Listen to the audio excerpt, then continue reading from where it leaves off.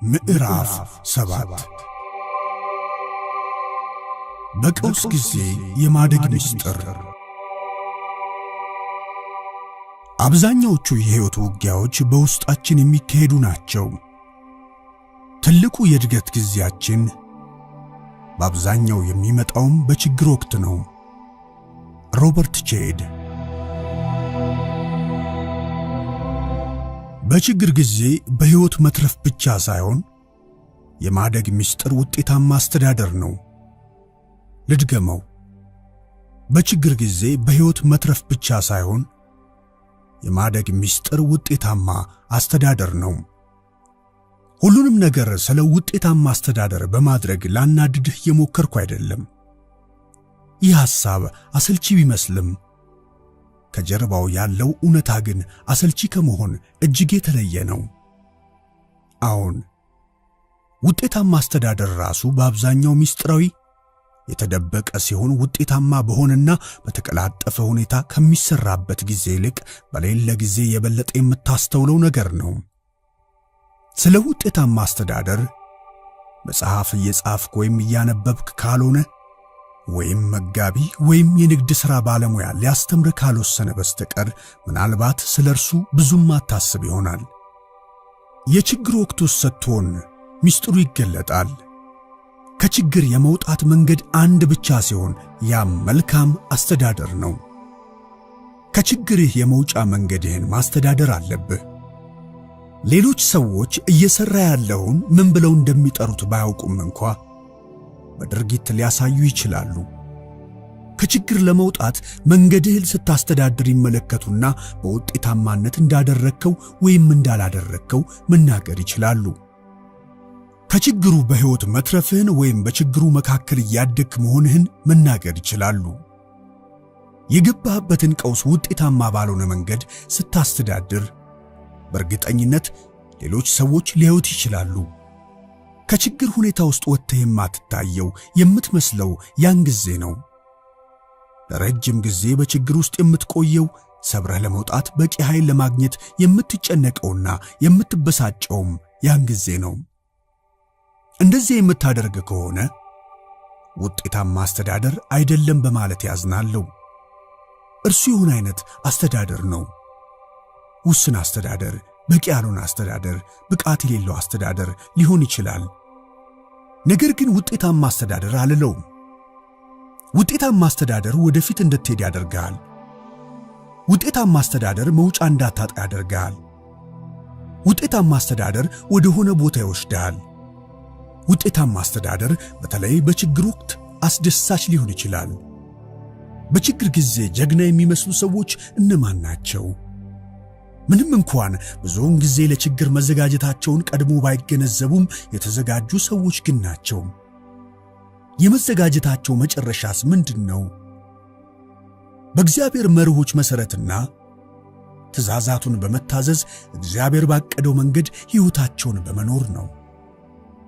ለትእዛዛቱ መታዘዝ ማለት ምን ማለት ነው?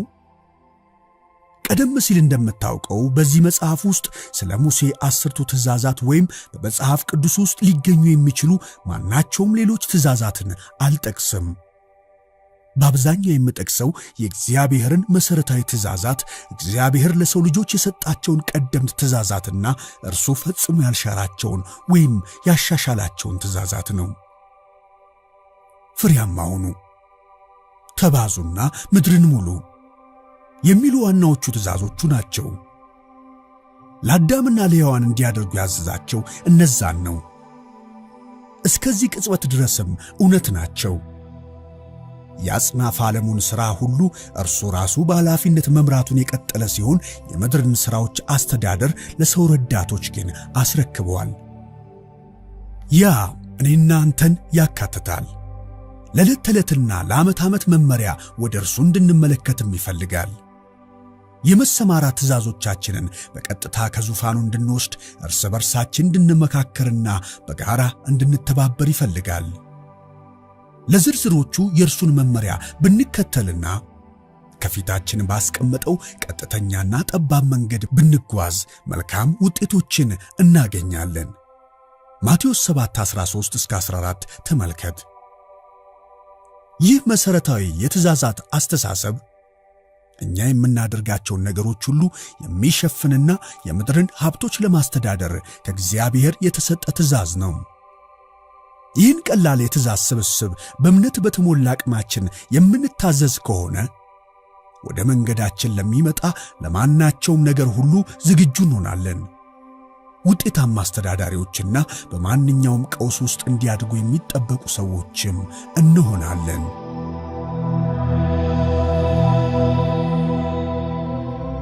እግዚአብሔር እንዳለቃ። እግዚአብሔር ለሰው ልጆች የምድርን ሀብቶች የማስተዳደር ኃላፊነት ቢሰጥም ግን ሁልጊዜም የሀብቶቹ ባለቤት እርሱ ነው። በእግዚአብሔር መንግሥት ውስጥ ከእግዚአብሔር በቀር ማንም ምንም ነገር የለውም። ለሰው ልጅ የተሰጠው የበላይነትና አስተዳዳሪነት እንጂ የባለቤትነት መብትም አይደለም።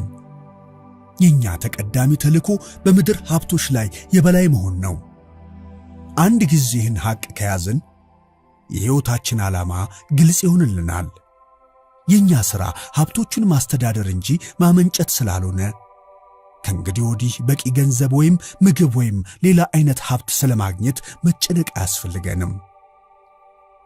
ሆኖም የእግዚአብሔር መንግሥት አካል መሆናችን ነፃ ጉዞ አያስገኝልንም። እግዚአብሔር እንደኔና እንዳንተ ባሉ የመንግሥቱ ዜጎች ትብብር በመለኮታዊ በመንፈስ አነሳሽነት የሰው ልጆች የሰማይ አስተዳደርን በምድር ላይ እንዲያስፋፉ የማድረግ ግብ ካስቀመጠ ጀምሮ የተግባር ሥራን ያካተተ ነበረ። አዳም የአትክልት ስፍራውን ለመንከባከብ ይሠራ ነበረ። እግዚአብሔር የሰጠውን ሀብቶች በሥራና በድካም ያስተዳድር ነበረ። ያ ዛሬ እውነት ነው። እያንዳንዳችን በተናጠልና በአንድነት የምድርን ሀብቶች ለማስተዳደር ጉልበትና ላብ ያስፈልገናል። በድካማችን አማካኝነት ሕይወታችንን ለማቆየትና ጥረቱን ለመቀጠል የሚያስፈልገንን ፍሬ እናጭዳለን።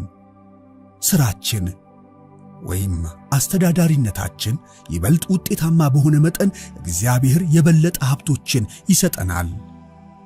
በሌላ አነጋገር የኛ አስተዳደር ይበልጥ ውጤታማ በሆነ መጠን የበለጠ እድገት በማግኘት እንደሰታለን ማለት ነው። በበለጠ እድገት በተደሰትን መጠን የበለጠ ፍሬ እናጭዳለን። የበለጠ ፍሬ ባጨድን መጠን የእግዚአብሔር መንግሥት በበለጠ ሁኔታ በምድር ላይ ይመሰረታል። እግዚአብሔር ማስተዳደር ከምትችለው በላይ አይተማመንብህም። አስተዳደር በሌለበት ቦታ እድገት እንዳይኖር ይከለከላል። እግዚአብሔር ከአትክልት ቦታው የሚገኘውን ውጤት እንዲያስተዳድር አዳምን እስኪፈጥር ድረስ ገነትን እንዲያጠጣ ዝናብን አላከም ነበረ። አስተዳደር በሌለበት ቦታ እግዚአብሔር ልማትን አይፈቅድም። እግዚአብሔር ያንን ልማት የሚያስተዳድር ሰው ከሌለው በስተቀር ምንም አይነት ነገር እንዲስፋፋ አይፈቅድም። የእግዚአብሔር ባንተ ላይ የሚተማመንበት ተቀዳሚ መለኪያ አስተዳደርህ ነው። በታማኝነትህና በእምነትህ የእግዚአብሔር መንግሥት በአንድ ጊዜ በአንድ ሰው ይሰፋል። በውጤታማ አስተዳደርህ አማካኝነት የሚያስፈልግህም ሀብት ይመጣል። ውጤታማ አመራርህ ዓላማህን መፈጸምህን ለመቀጠል የሚያስችሉ የበለጡ ሀብቶችን ይስባል።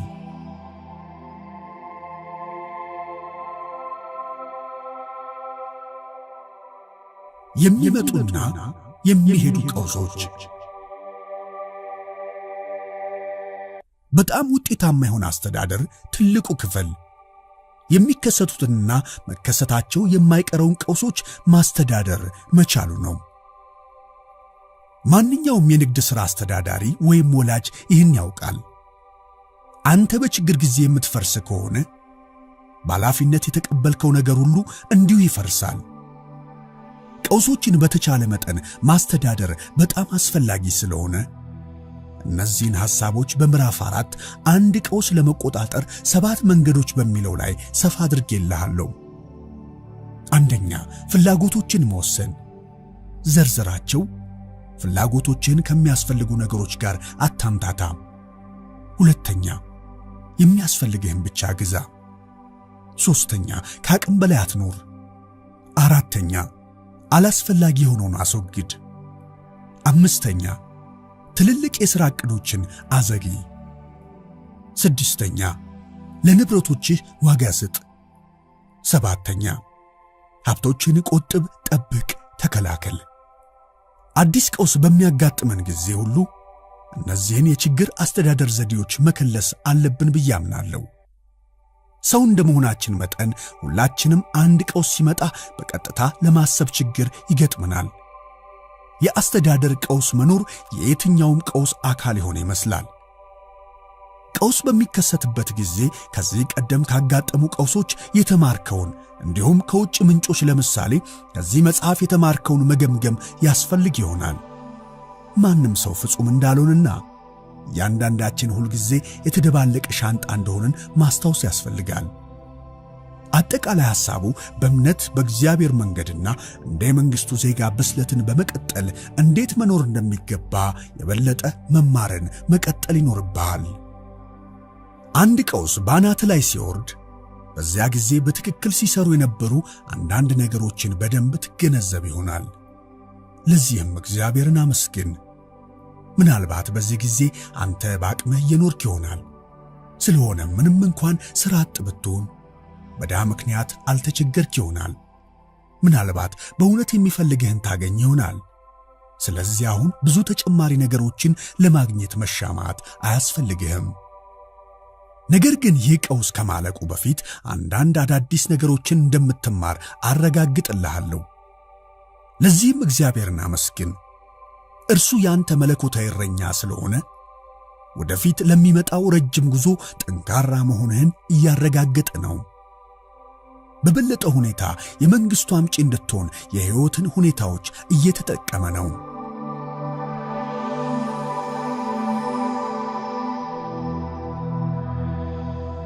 የገንዘብ አስተሳሰብ።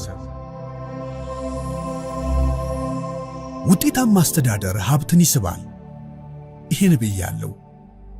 ቀውስን ለመቆጣጠር ወሳኝ አካል እንደመሆናችን መጠን የትኞቹ ሀብቶች በእውነት እንደሚያስፈልጉን መለየት አለብን። ከዚያ እነዚያን ሀብቶች ማዳን፣ መንከባከብና መጠበቅ ይኖርብናል።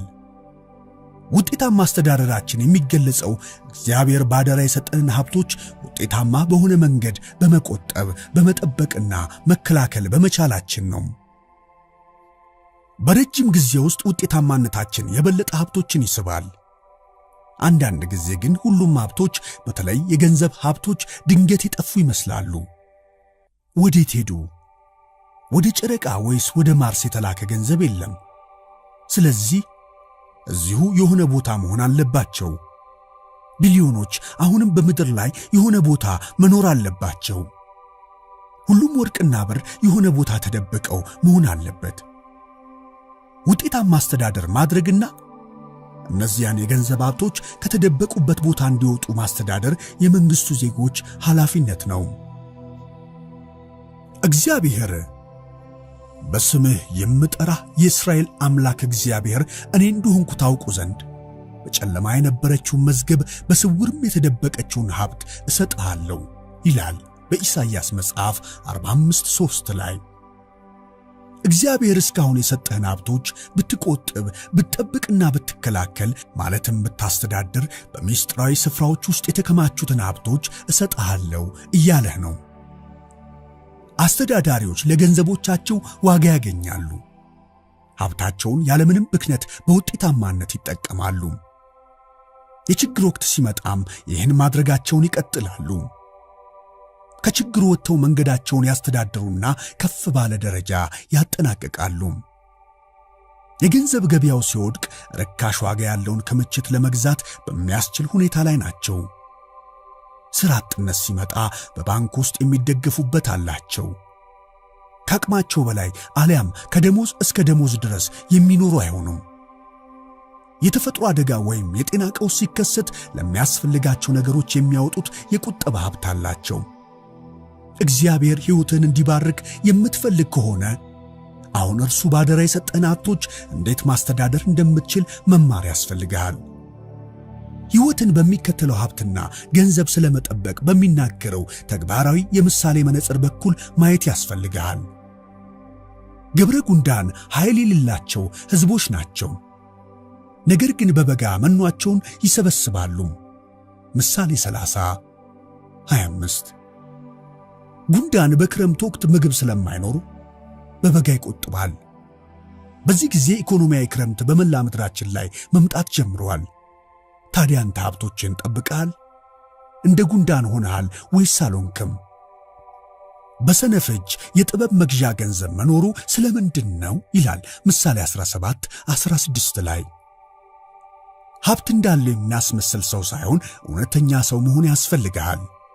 ሀብታም እንደሆንክ ማስመሰል ምንም ነገር አይገዛልህም። ውድ መኪና ገዝቶ በአንዲት ክፍል ቤት በራፍ ላይ ማቆም ምን ጥቅም አለው? ከተቀመጠበት ጣሪያ የበለጠ ትልቅ የሳተላይት ዲሽ ማስቀመጥ ምን የሚያረጋግጥ ይመስልሃል? ያ ማስመሰልና ያለህን ገንዘብ ለመያዝ የማይረባ መንገድ ነው። የምሳሌው ጸሐፊ ራሱን ባለጠጋ የሚያስመስል ሰው አለ፣ ነገር ግን አንዳች የለውም። ራሱን ድሃ የሚያስመስል አለ፣ ነገር ግን እጅግ ባለጠግነት አለው። ምሳሌ 13:7 በችኮላ የምትከማች ሀብት ትጎድላለች፣ ጥቂት በጥቂት የተከማቸች ግን ትበዛለች። ምሳሌ 13:11 በማለት ያስቀምጠዋል። በሚቀጥለው ጊዜ በቂ ገንዘብ ስለሌለህ ማጉረምረም ስትጀምር ይህን ከግምት አስገባ። በመካከላችን ካለው ትንሹ ልጅ በስተቀር ሁላችንም በሕይወታችን ውስጥ ቢያንስ አንድ ጊዜ ምናልባትም ከአንድ ጊዜ በላይ ሚሊዮነሮች ሆነናል። አዎ አንተ ባለ ብዙ ሚሊዮኖች ነህ። በእርግጥ አሁን ገንዘቡ በእጅ የለ ይሆናል። በሚያስፈልገ ጊዜ ግን ነበር አይደለም? በሚሊዮን የሚቆጠሩ ገንዘቦች በሆነ አይነት መልኩ በእጆች በኩል አልፈዋል። የገንዘብ ቀውስ በተከሰተ ቁጥር እንደገና ወደ ምንጩ መመለስ ተምረሃል። እርሱ ሁልጊዜ የሚሰጥ ማስተዳደር እንደምትችል የተሰማውን ነው።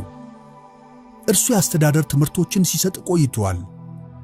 አሁንም እየሰጠህ ነው። አንተም አሁን እየተማርክ ነው። እንደ እግዚአብሔር መንግሥት ዜጋ ወደ ሙሉ ብስለት ለማደግ ትንሽ ጊዜ ሊወስድ ይችላል። በችግር ጊዜያት የበለጠጉ የመሆን ምስጢር የችግር ጊዜ ባልሆነበት ወቅትም የበለጠጉ የመሆን ምስጢር ነው። ምስጢሩ አስተዳደር ነው። ውጤታማ አስተዳደር ደግሞ መተማመንን የሚያመላክት ነው።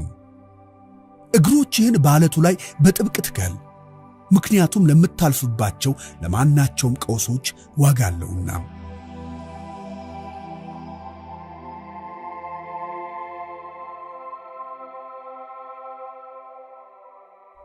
ሀብት የማግኘት ምስጢር። ገንዘብ ከአገር ወደ አገር እንደሚለያይ ሁሉ ሀብትም ከገንዘብ በተጨማሪ በተለያዩ መልኮች ይመጣል። ለአብዛኛው ክፍል የምድር ሀብት የሚመጣው እግዚአብሔር ለምድር በፈጠራቸው በርካታ ሀብቶች ሁሉ መልክ ነው። በዘፍጥረት መጽሐፍ ውስጥ እግዚአብሔር አምላክም ለማየት ደስ የሚያሰኘውን ለመብላትም መልካም የሆነውን ዛፍ ሁሉ ከምድር አበቀለ። በገነትም መካከል የሕይወትን ዛፍ መልካምና ክፉን የሚያስታውቀውንም ዛፍ አበቀለ። ወንዝም ገነትን ያጠጣ ዘንድ ከኤደን ይወጣ ነበረ። ከዚያም ለ4 ክፍል ይከፈል ነበረ። የአንደኛው ወንዝ ስም ፊሶን ነው። እርሱ ወርቅ የሚገኝበትን የኤውላጥ ምድርን ይከባል። የዚያም ምድር ወርቅ ጥሩ ነው። ከዚያም ሉልና የከበረ ድንጋይ ይገኛል የሚል እናነባለን። ዘፍጥረት 2:10-12። አዳም አትክልተኛ ሆኖ የተሾመ በመሆኑ አንድ አይነት ሀብት ማድነቅ ችሏል። ያም የሚበላ ፍሬን ነበረ። ያ ፍሬ አንድ አይነት ሀብት ወይም ምግብ ሲሆን የሚመጣው በግብርና አማካኝነት ካፈር ነበረ። በአትክልት ስፍራ ውስጥ ያሉት ዛፎች ያበቡበት ምክንያት ከወንዙ የሚወጣው ውሃ እንደሆነም ተረድቷል። ስለዚህ ውሃም ሌላው የሀብት አይነት ነው ማለት ነው። የሰው አካል ከግማሽ በላይ ውሃ ስለሆነ ሰዎች ያለ ውሃና ምግብ ሊኖሩ ከቶ አይችሉም። አዳም ከገነት ውጪ በሆነ ጊዜም እግዚአብሔር ለእርሱና ለዘሮቹ ሌሎች በርካታ የሀብት አይነቶችንም ሰጥቷቸው ነበረ። አንደኛው ከጥንት ጀምሮ ዋጋ ያለው ተደርጎ የሚቆጠረው ወርቅ ሲሆን እንደ ብር ያሉ ሌሎች ውድ ማዕድናትም እንዲሁ የሀብት አይነቶች ናቸው። ሌላው እስከ ዛሬ ድረስ ጠቃሚ የሆነው የሀብት አይነት ዘይት ወይም ሙጫ ነው። ዘይት ለማብሰያ፣ ለሙቀትና በዘመናዊ ጊዜ ለመጓጓዣና ለኢንዱስትሪ የሚሆን ነዳጅን የሚወክል ነው። በመጨረሻ አልማዝን ጨምሮ ሁሉም አይነት የከበሩ ድንጋዮችን የሚወክል ሀብት አለን። እነዚህ አምስቱን ማለትም 1 ፍራፍሬ ወይም ምግብ፣ 2 ውሃ፣ ለሕይወት ድጋፍ የሚሆን 3 ወርቅና ሌሎች ውድ ማዕድናት፣ 4 ሙጫ ወይም የነዳጅ ዘይት ለማገዶነት፣ 5 ሌሎች የከበሩ ድንጋዮችን የሀብት መሠረቶች ብዬ እጠራቸዋለሁ። እግዚአብሔር እያንዳንዳቸውን ለአዳም ሰጥቶታል። በመሠረቱ እግዚአብሔር አዳም እኔ ሁሉንም ፍሬ ለምግብነት እሰጥሃለሁ ብሎታል። ዘፍጥረት 2:16ን ተመልከት። ከዛም ውሃ እሰጥሃለሁ አለው። ከዚያ ወርቅ፣ ሙጫ፣ የከበረ ድንጋይ እሰጥሃለሁ አለው። እግዚአብሔር እነዚህን ሁሉ ለአዳም በመስጠት ለእኛ እየሰጠን ነበረ። እነዚህ 5 አቅርቦቶች መሠረታዊ በመሆናቸው ምክንያት እነርሱን ውጤታማ በሆነ መልኩ ያስተዳደረ ማንኛውም ሰው ሀብታም መሆን ይችላል። የችግር ጊዜ ሲመጣ ሰዎች ወደ እነዚህ መሠረታዊ አቅርቦቶች ይመለሳሉ። እግዚአብሔር ለአዳም ጥሩ ምክር ሰጥቶት ነበረ። የጀመረው በእርሻና በውሃ ነበረ። ምክንያቱም እነርሱ እንደ መሠረታዊ መሠረቶች ናቸው። ምግብና ውሃ ከተያዘ በኋላ አዳም ወርቅ፣ ዘይትና የከበሩ ድንጋዮችን ለማግኘት መሬት መቆፈር ይችላል። ቅድሚያ የሚሰጣቸውን ስናቀያየር በምግብ እጥረት እንሞታለን። ያንንም ያወቅነው የመጨረሻው ለሚሆነው ቅድሚያ በመስጠት ከባድ በሆነ መንገድ ነው።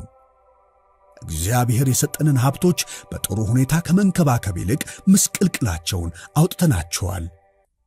ውሃውንና አፈሩን በኬሚካሎች በአፈር መሸርሸርና ከመጠን በላይ በማረስ አበላሽተነዋል። በወርቅ በዘይትና በሌሎች የሀብት አይነቶችም ምክንያት ጦርነቶች አካሄደናል። የሰው ልጆች በእውነት የማያስፈልጓቸውን ነገሮች መከተል ቀጥለናል። በጥቅሉ ስግብግቦች ነን። ስላለንበት የኢኮኖሚ ቀውስ ምክንያት ስንነጋገር ምክንያቱ ስግብግብነት መሆኑን እንገነዘባለን። ሰዎች ሊያስተዳድሩት ከሚችሉት የበለጠ ሀብት ፈለጉና ያንን ለማግኘት ጉዳት ለማድረስ አልፈሩም። ፍላጎቶቻቸውን ከምኞቶቻቸው ጋር ግራ በማጋባት መጀመሪያ ላይ ያገኙትን ሀብት ለማስተዳደር በጥበብና በችሎታ ሊመራቸው ከሚችለው ከእግዚአብሔር ራሳቸውን አፋቱም። ቅድሚያ የሚሰጣቸውን ድርጊቶች ቅድሚያ በማይሰጣቸው ስንቀይር ሀብቶችን በአግባቡ አናስተዳድርም። ሀብቶቹን በአግባቡ ካላስተዳደርን ደግሞ እናጣቸዋለን። የራሳችንን የኢኮኖሚ ቀውስ በራሳችን ጊዜ እየፈጠርን ያለን አይመስልህም? የራስህን በገንዘብ አለመረጋጋት ጊዜ ውስጥ ስታገኘው ተራ ማጌጫዎች የሆኑትን ሀብቶችን ለመሸጥ ትክክለኛው ጊዜ ሊሆን ይችላል። ለዚህ አልማዝ 100 ሺህ ብር ከፍለ መሳቢያ ውስጥ አስቀምጠዋል። ምናልባት አሁን እሱን ቆፍረ በማውጣት ምግብና ውሃ ልትገዛበት ወደምትችልበት ገንዘብ መልሰ ለመለወጥ ጊዜው አሁን ሊሆን ይችላል። አንዳንድ ጊዜ የማመዛዘን ችሎታ ምርጥ የሆነውን ጥበብ ይሰጠናል። ምናልባት አንዳንድ የተጫኑንን ነገሮች ለማውረድና ብዙ ንብረቶችን ከመያዝ አንዳንድ ውስብስብ ሁኔታዎች ተላቆ ወደ ሕይወታዊ መሠረታዊ ነገሮች ለመመለስ ጊዜው አሁን ሊሆን ይችላል።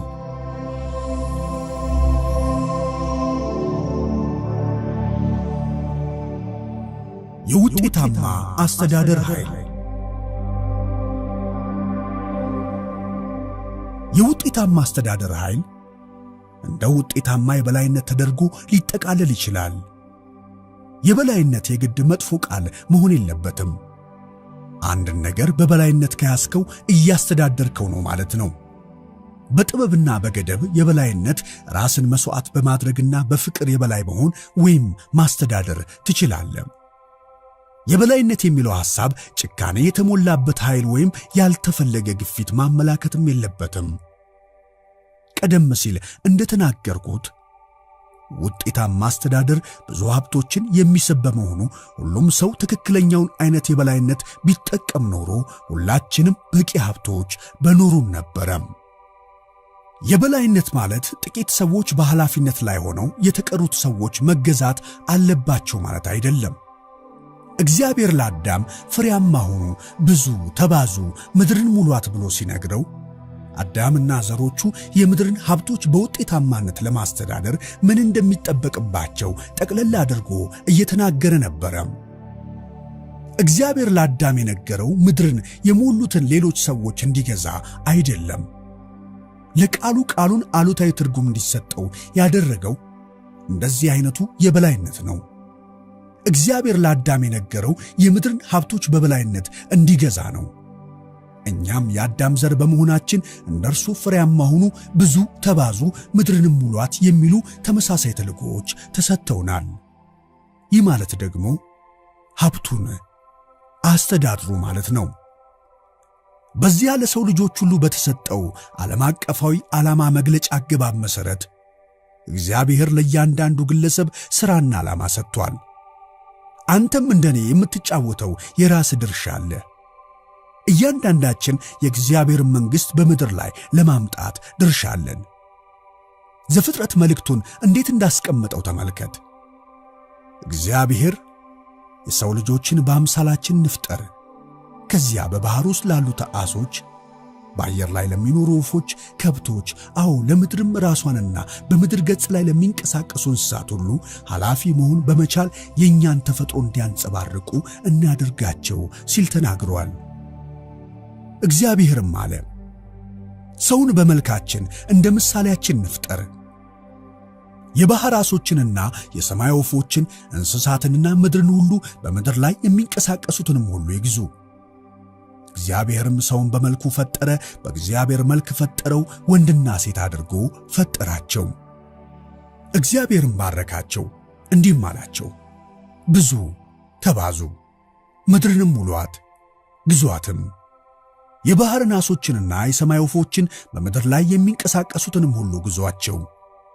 እግዚአብሔርም አለ፣ እነሆ መብል ይሆናችሁ ዘንድ በምድር ፊት ሁሉ ላይ ዘሩ በእርሱ ያለውን ሐመልማል ሁሉ፣ የዛፍን ፍሬ የሚያፈራውንና ዘር ያለውን ዛፍ ሁሉ ሰጠኋችሁ። ለምድር አራዊት ሁሉ፣ ለሰማይም ወፎች ሁሉ፣ ሕያው ነፍስ ላላቸው ለምድር ተንቀሳቃሾችም ሁሉ የሚበቅለው ሐመልማል ሁሉ መብል ይሁንላቸው። እንዲሁም ሆነ።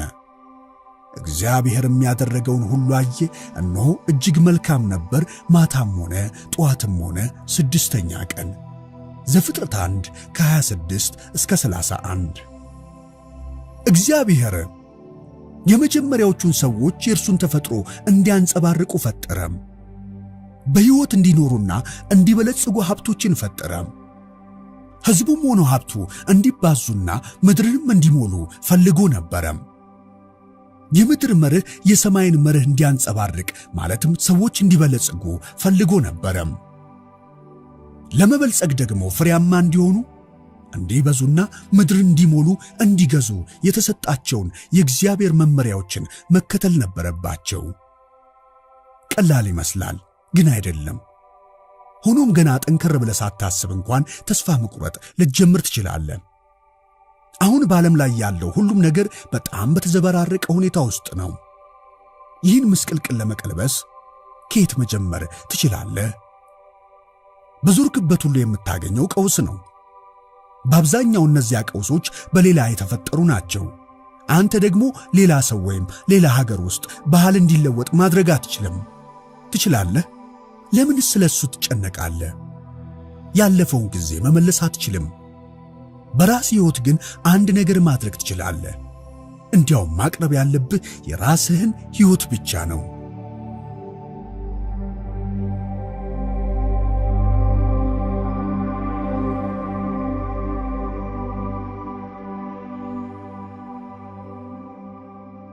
የግል የቤት ሥራ። እግዚአብሔር እንድታስተዳድረው፣ እንድትገዛው ወይም የበላይ እንድትሆንለት የፈጠረልህ ከየትኛው የምድር ሀብት ክፍል ነው? በእያንዳንዱ የሰው ልጅ ውስጥ ዓላማን፣ የሆነ ነገር መስራትንና መባዛትን የገነባ በመሆኑ ላንተም አንድ አይነት ተልእኮ ሰጥቷል። ላንተ የተሰጠ ሥራ የግድ ለአዳም እንደተሰጠው አይነት የአትክልት ስፍራ መንከባከብ፣ ማረስ አሊያም ምግብ መሰብሰብ መሆን የለበትም። ያንተ ሥራ እግዚአብሔር የሰጠህን ተፈጥሯዊና መንፈሳዊ ስጦታዎች ሁሉ የሚጠቀምና የሙያ መንገድህን ብቻ ሳይሆን መላውን ሕይወትህን የሚያጠቃልል ነው። ያንተ ሥራ ምናልባት ያለ እነርሱ ዓላማህን ማሳካት ስለማትችል ከሌሎች ሰዎች ጋር አብረህ መስራት የሚያስፈልግ ሊሆን ይችላል። አብዛኞቻችን ሥራዎቻችን በትብብር የሚሰሩ ናቸው። የሙዚቃ ተሰጥኦ ካለ ምን እንድታደርግበት እንደሚፈልግ እግዚአብሔርን ጠይቀው። የሚፈልገው ሻወር ውስጥ ስትሆን ብቻህን እንድትዘፍን ነው ወይስ ስጦታ እንድታባዛውና ሙዚቃን በሲዲ እንድታሳትመው? ሙዚቀኞችን እንድታስተምርና እንድታበረታታ ይፈልጋል? የሌሎችን ሰዎች የሙዚቃ ጥረት እንድታቀናጅ በዚህም ምድርን በሙዚቃ እንድትሞላ እንድታግዝስ ይፈልጋል? በምድር ላይ የበላይነት አለ ከተባለ የጀመርክባቸውን ሀብቶችና ስጦታዎች መጠቀምና እነርሱን በእግዚአብሔር እርዳታ ማባዛትና ማሰራጨት አለብህ። ዕቃዎችህንና አገልግሎቶችህን ማሰራጨት ያስፈልግሃል። ቃል በቃልም ሆነ በምሳሌ አነጋገር ዕቃዎችህን በመጋዘኖች ውስጥ ማከማቸት አትችልም። አለበለዚያ በረሃብ ልትሞት ትችላለህ። ዕቃዎችህን መቀበል የሚገባቸው ሰዎችም ልክ እንደዛው። የትኛውም የንግድ ሰው በንግድ ሥራ ላይ ያለው ቁጥር አንድ ችግር የዕቃ ቆጠራ መሆኑን ያውቃል። ትርፍ ክምችትን መቁጠር የንግድ ሥራን የሚገድል ነው። ትርፍ ክምችት መቁጠር ማለት ያንተን ፍሬ ወደ ገበያ ከመውሰድ ይልቅ ተከማችቷል ማለት ነው። ወደ ገበያ መውሰድ ስርጭት ማባዛት ነው። በብቃት ማሰራጨት ገበያውን ከመግዛት ጋር ተመሳሳይ ነው። ገበያን ከገዛው ደግሞ ልትቆጣጠረውና ትንሽ የምድር ጥግ በሆነው በዚያ ገበያ ውስጥ የበላይነትን መውሰድ ትችላለህ ማለት ነው።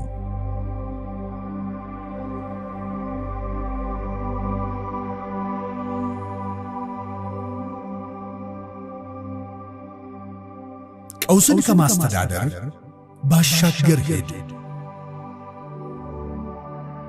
አሁን በችግር ጊዜ ውስጥ ከሆንክ ወይም እየመጣ ላለ የቀውስ ማዕበል እየተዘጋጀህና እየተጠናከርክ ከሆነ ሀብቶችን ጠብቅ እንጂ ከቶ አታከማች።